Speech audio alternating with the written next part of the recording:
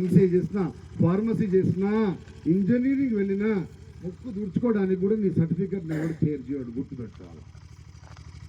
Least bother about your certificate if it is having in number of backlogs. Sure, ఎందుకంటే you are having second year students are having one particular general English topic, resume, the preparation of resume. What is the meaning of resume? Your whole information will be kept preserved in that one, nothing but indirectly biodata of a particular student.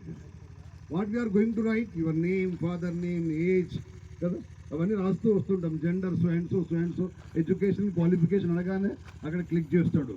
First ఏం రాస్తాం? SSC రాస్తాం, తర్వాత +2 రాస్తాం, తర్వాత graduation రాస్తాం, తర్వాత additional qualification రాస్తాం, other qualifications రాస్తామండి. తప్పకుండా రాస్తాం. దాన్ని 100% పైపప్ చేస్తూ ఉంటుంది ప్రోగ్రాంలో ఉన్నటువంటి కూర్చున్నటువంటి అఫీషియల్స్ అంతా కూడా. కాబట్టి నేను రిక్వెస్ట్ చేస్తూ ఉన్న పిల్లల్ని దయచేసి సైడప్ చేసేయాల. ఈ క్షణం హాస్టల్కి వెళ్ళగానే motivate your self respect always really the best boost to each and every child, man, each and every kid. Please do have such kind of a mindset with you.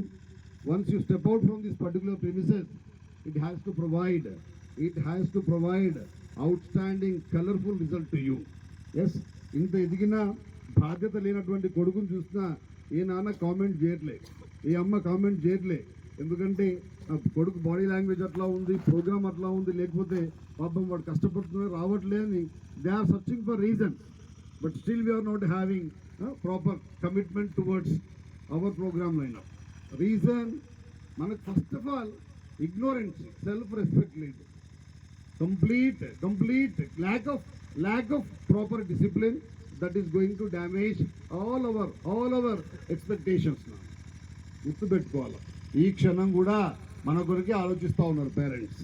ఈ క్షణం ఆ అమ్మలాగా ఒక సదావకాశాన్ని మనం కూడా మన అమ్మనాన్నకి ప్రొవైడ్ చేయాలి.